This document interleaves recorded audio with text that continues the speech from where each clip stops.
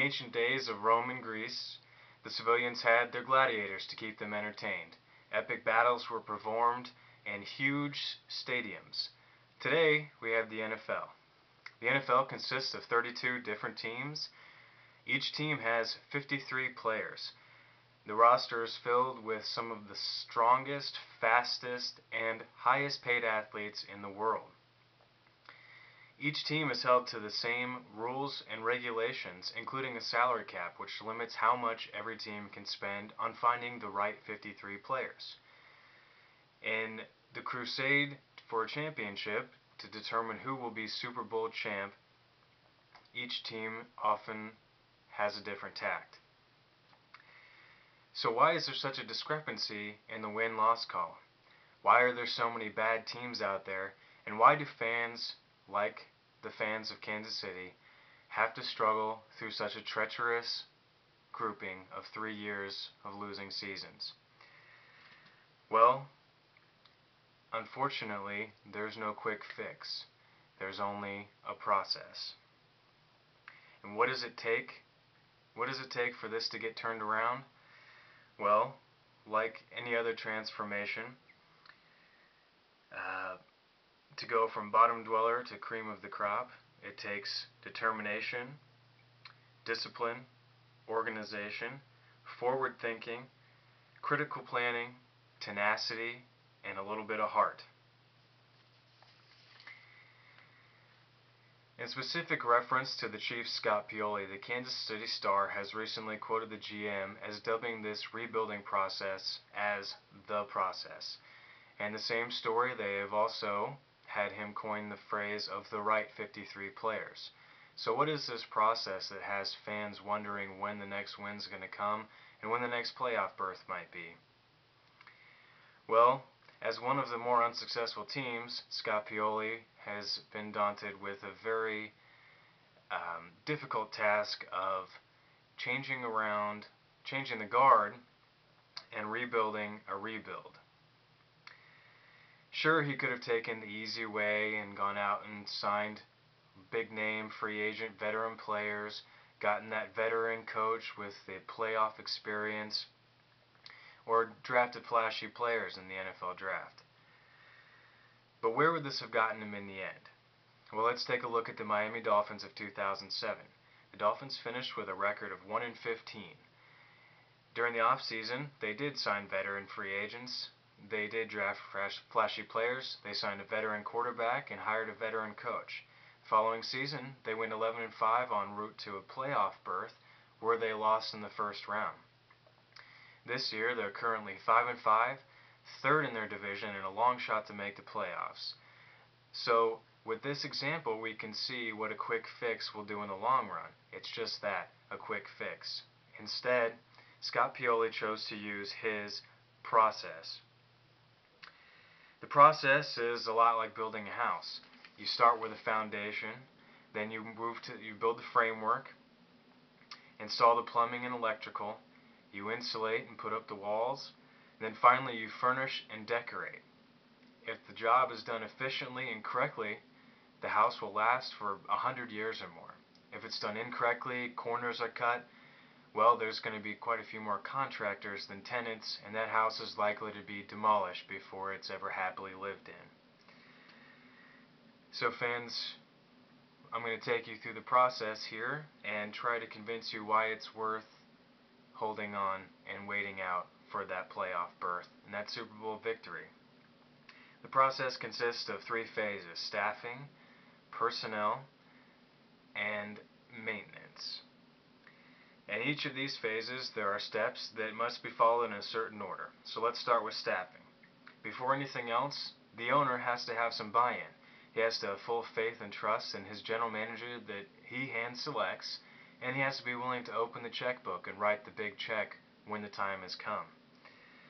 Secondly, the general manager that he selects must be knowledgeable, pay close attention to finite detail without forgetting what's right in front of his face.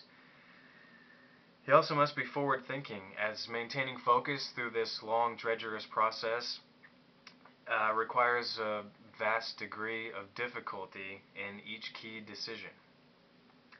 Finally, the GM must choose a coach with the ability to inspire, motivate, and add some fire into the players inside of a smart learning environment. He must be able to teach his players to learn from their mistakes and to use success as an opportunity for growth, development, and consistency. That same coach is responsible for surrounding himself with assistants who will uphold the same characteristics. Once these steps have been completed, the first phase is then complete. During the second phase, the team must focus on three foundational facets of fielding a successful team: finding a quarterback, fielding a special teams unit, and building the line of scrimmage on both sides of the ball. Now, first of all, you can find a quarterback through the draft, free agency, or maybe you can find a trade partner.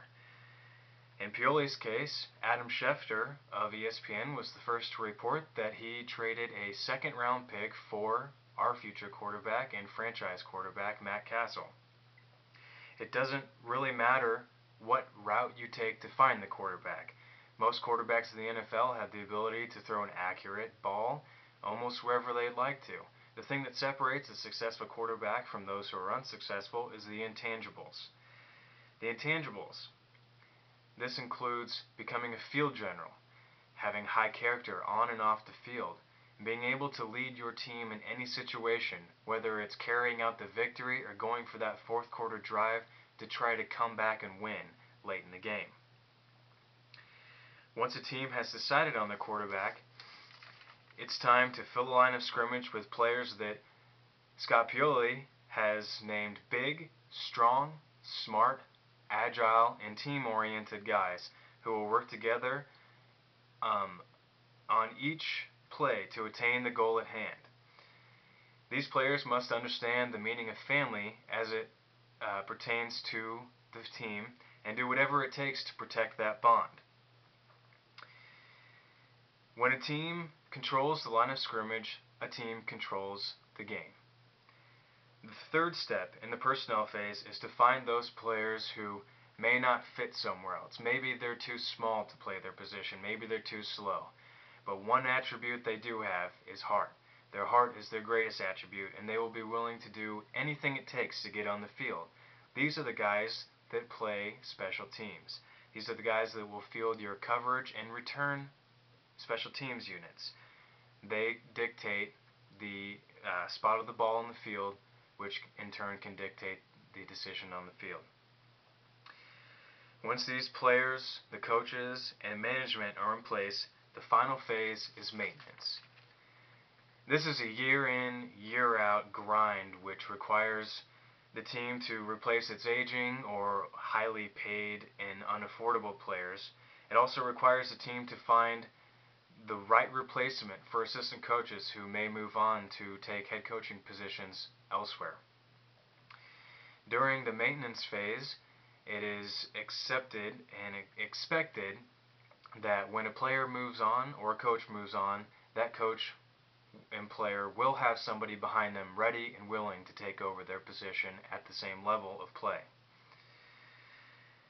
By doing this phase correctly, you ensure the long-standing success of your team. By doing this correctly, you might say that you'll have a well-oiled machine. Now, for the fans of the Chiefs, you've had 3 long, hard seasons, but I'm telling you the process can seem like a long path leading to more losing. But I ask you to reflect on this speech and realize that we've already completed 1 full phase of the 3 phases. We're 2 of the 3 steps completed in phase 2. Let's remember, in phase 1, the common goal. The common goal is the Super Bowl. That's what everything is directed towards. That goal will be achieved, and while it may take time, understand that this is a process, and this is one house that will not be coming down soon.